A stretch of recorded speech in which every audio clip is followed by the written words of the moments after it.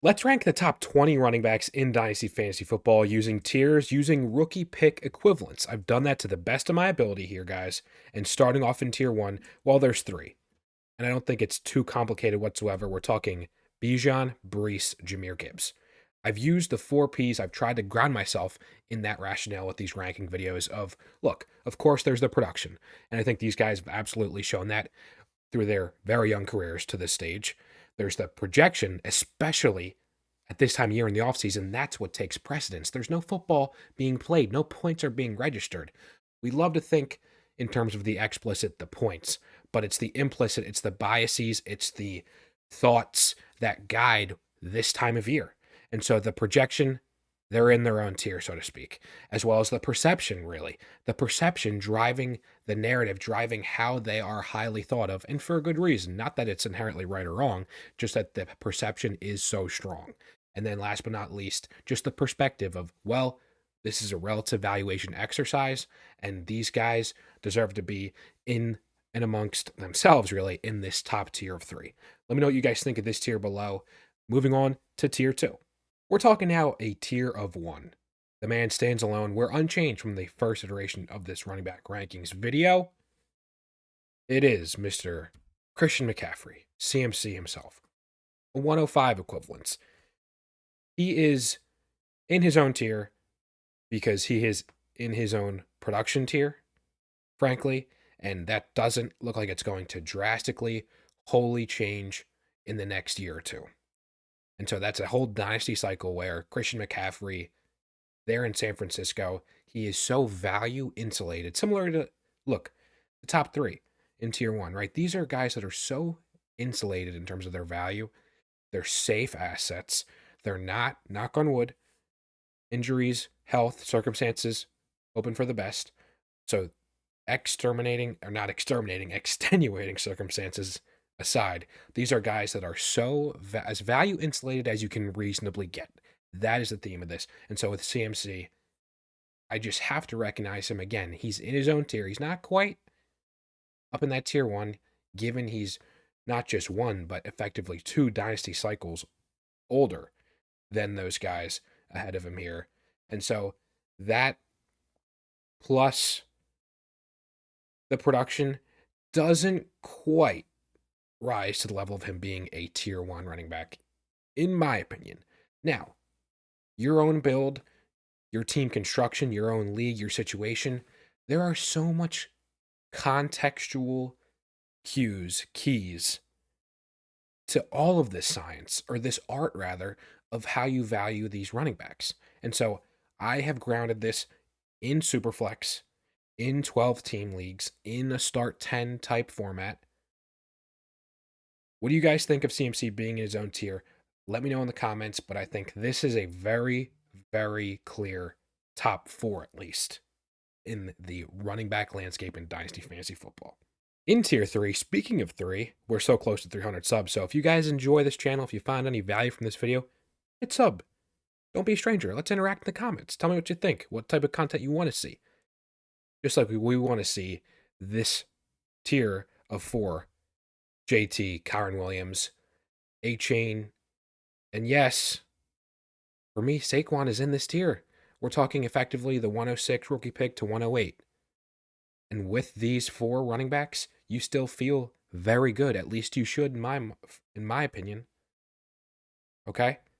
With JT, we're talking about, again, nice situation there in Indy with Shane Steichen, with Anthony Richardson there, with Michael Pittman, with a decent offensive line, a very competent fantasy conducive system, as of course Kyron Williams has there in LA, as A-Chain has that in Miami, and as Saquon Barkley now has that in bunches in Philly. Yes, that is a Jalen Hurts jersey behind me. Do you want to call out and tell me I'm a bandwagon fan or I'm biased? Go ahead. Saquon Barkley is now in a team with an offense that is so night and day different than the Giants. He was given a degree of investment that I am positioned to say and to speak on as a fan, as what I've seen with this organization, significant enough that it is a deviation from what we've seen in previous years. A complete 180, arguably. I know people want to say, well, allow Jalen Hurts, vulture, goal line touches. It's funny, you look at New Heights, that most recent podcast episode, Barkley joke, look, I'm just not going to get down at the one. I'm going to go score. And look, I think that much in a bucket is true. He's a better runner, a better finisher than a Kenny Gainwell, than a Swift, than a Miles Sanders, his previous Penn State teammate of old. But Saquon is just a different breed. He's just a different breed. And I'm emphasizing him this tier because I know it's going to be a shock to probably a lot of people here. But you look at even the tier ahead of him with CMC, a similar move going from a bad situation to a great situation. With CMC, it was the Panthers to the 49ers.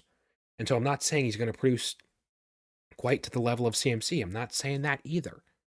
Okay? What I am saying is healthy in a great situation behind a great offensive line with a competent quarterback with receivers that are going to keep a defense humble. Saquon, if he's 80, 85% of what CMC has produced, that is still a difference making 20 points per game running back in PPR formats.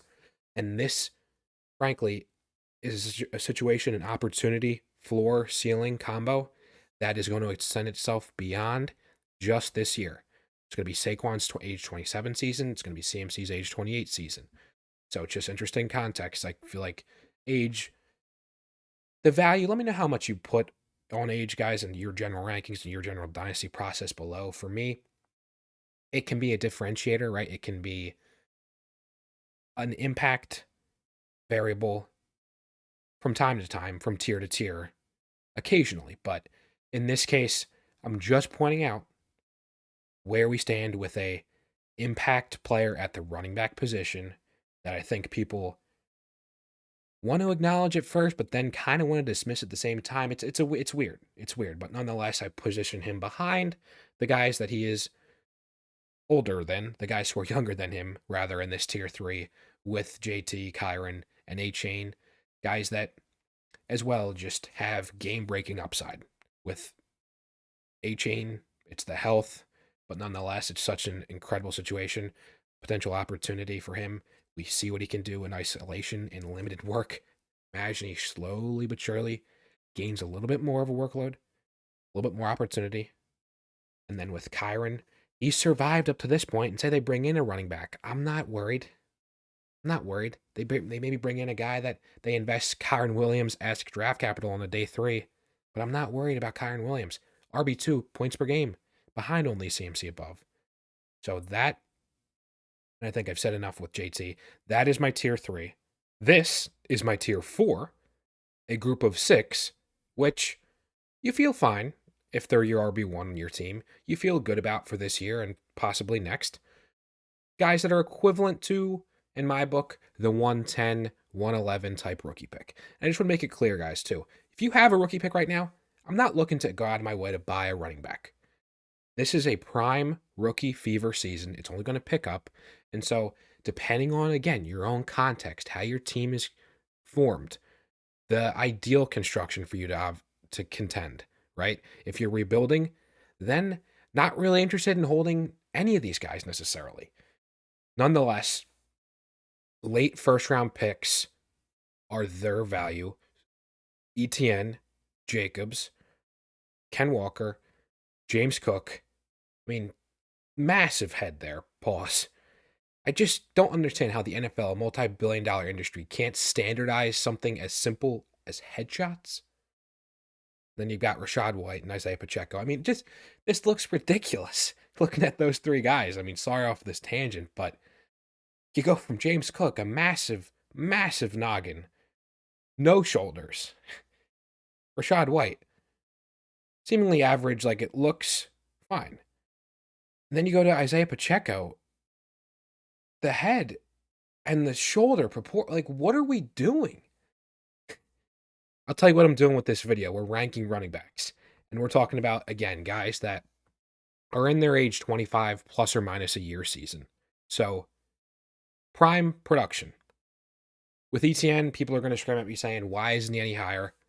Maybe you want to say Clemson bias, anti Clemson bias. I don't believe that's the case. All right. With the Jags, I'm just not the biggest fan.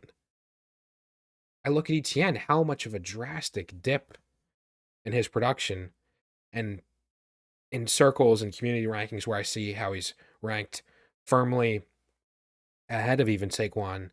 I just think that there's a lot of fake value, a lot of value that's going to deteriorate for ETN over the coming weeks as we head into the season.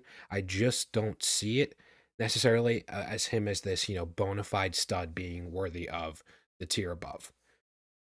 Jacobs, I would have put him, initial reaction would have been in around tier 3, but the contract is so weird. It's effectively a 1-year deal with Green Bay.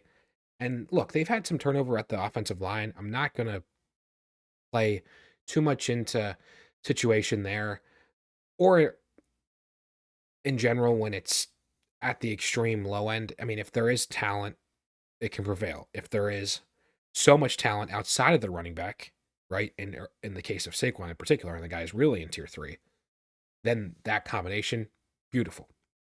We'll just see what happens with Jacobs. They did bring back AJ Dillon on one of the weirdest contracts, workarounds, stipulations in the NFL, just odd. But Ken Walker with McDonald, we'll see. Coming from Baltimore there, we know, and even his Michigan roots, the Harbaughs love to run the ball. So I could see a potential really nice season in store for Ken Walker. Or does maybe Zach Charbonnet Pac 12 roots with a Ben Grubb there from Washington? Obviously, we're talking about UCLA and Washington, respectively. But interesting situation there in Seattle. James Cook could really have a monster year, possibly, with no Diggs, with Joe Brady there now as the permanent OC. A guy that certainly got Cook involved. He was cooking a little bit. Ha ha. Horrible joke there. Rachaad White, we've talked about him numerous times in TikToks, short form and long form on this channel. He got an insane workload, okay? Christian McCaffrey-esque workload in terms of just the snaps, how many touches, 70, 80, bordering percent of the time. You got Rachaad White there in the backfield. Now it's a new OC. I don't see the wheel totally being reinvented necessarily. Maybe they pick a guy day 3, but I don't think that just eats into Rachaad White. And I think the theme with where these guys are positioned in their effectively, for the majority, rookie deals, they're certainly going to be utilized. Teams are going to utilize that, rather, that rookie running back deal before they then would have to pay them a potentially big contract. And with Isaiah Pacheco, it's, what I just said applies to Isaiah Pacheco. Nice offense. Of course, there's a McKinnon there, and there's always going to be seemingly a guy. But they're going to address the receiver position ahead of all else. Or at least you would think, in the draft at least. But that is tier 4, guys. Let me know what you think. 110, 111 is roughly these guys' value equivalent in this year's rookie 2024 draft class. Let's get into tier 5. Rounding out the 5th and final tier, it's another tier of 6. A mix of both old and some young, relatively, at the running back position. We're talking the 111, 112 equivalent, starting off with Derrick Henry, Joe Mixon, Alvin Kamara, DeAndre Swift, David Montgomery, Tony Pollard. With Derrick Henry, look, him, Mixon, and Kamara all are the older, but really high ceiling, albeit maybe it's just 2024, but nonetheless, such an incredibly high ceiling. I have to recognize them as a top 20, effectively, as a top 20 running back in Dynasty, and as, especially if I'm a contender and I earn one of these 111, 112 rookie picks, and the draft doesn't quite shake out to where there's such an attractive option available for my team, which at that point, why make that bet to begin with when you can arguably get a player will be able to be a difference maker, at least a starter in your lineup. So, these guys are old, full mold. You know what you're getting with this first 3 of this tier. We don't really know as much with DeAndre Swift. With DeAndre Swift, sad to see him go as an Eagles fan. If anything, you could say, look, I'd have bias to push him up. But ultimately, even though he's in that age range as a lot of the guys, as the guys in tier 4 ahead of him, I just don't see the upside. And that's the name of the game, right? The upside. And so he doesn't quite have the upside, but he does have the age discount to enough of a degree that he's in the same tier as the guys like a Derrick Henry, like Mixon, now a Texan, like Kamara, guys that are older but absolutely produce at consistent top 12 RB1 type upside and really a floor. With Swift, it's just not going to be there, in my opinion. And so here's some good analysis for you for all the analytics. People want to yell at me for, well, why don't you have a model, this or that? What I like to look at, well, how are people reasonably going to get opportunities, right? And so I look at NFELO, NFLO, not sponsored, but good website nonetheless. Looking at team tendencies, okay? And with now Shane Waldron, we have a body of work, him coming from the Seahawks, now the Bears OC, over a 3-year stretch when he was in that same capacity in Seattle. He ran the ball at one of the bottom 10 fewest rates. He passed the ball consistently at one of the top 10 highest rates, accordingly, Of those passes, the distribution in terms of targets to the running back position consistently amongst the bottom 5 to 10 teams in the NFL. Never eclipsed 15% running back target share. Given the contract, sure, it's a clear RB1 type investment, but I see guys like Khalil Herbert, Roshan Johnson. I see guys certainly eating into his upside, as even a Kenny Gainwell and Boston Scott did at times here in Philly, but nonetheless, a little bit worse of an offense, I think that's safe to say, has certainly wide receiver weapons, and it's going to be the Caleb Williams show there. I just don't quite see him as this surefire top 12 to top 15 even running back for 2024. We'll revisit that. Maybe it was a total hot take. And this is from a guy that loved DeAndre Swift, but really got to check my bias at the door here. That's what I'm trying to do. So Dave Montgomery, Tony Pollard round out this tier. And look, for me, these are guys that you know what you're going to get, or at least you do certainly with Dave Montgomery. And I know there's Jahmyr Gibbs here heading at the top of tier, or the back of tier 1, a top 3 running back in Dynasty. But Dave Montgomery is there. He still has a significant contract for multi-year. He's going to get goal line work. He's going to be a factor. And it's an awesome offense. We don't need him to be. We can continue to see this 44% split snap share. And they can both live and they can both coexist. So Dave Montgomery is a solid RB2 type for your dynasty team for the foreseeable future. And can absolutely, based on maybe some vulture touches, perform to RB1 weeks multiple times. Same could possibly be with Tony Pollard. Look, the Titan situation, talk about the odd man out. Tyjae Spears is kind of right on the cusp. I draw the line top 20, but he's kind of right on the cusp here. We don't know how it's going to quite look. I think with Tony Pollard, with the contract at least, he's got the edge, seemingly. Although it is a blank slate for pretty much everybody there. I got to recognize Pollard here. He could be in a position where he gets certainly some volume, but not so sure of it. Got to rack him here at 20. Could it be a revival for Tony Pollard? Possibly. But he just figures here as an RB2 type. Okay? And speaking of guys that, again, are on the cusp that maybe figure in, but haven't quite, I'm keeping my eye on rookies, okay? And really the 3 rookies I'm keeping my eye on are Jonathan Brooks, Trey Benson, and Marshawn Lloyd. Throw it, hey, even Jalen Wright in there.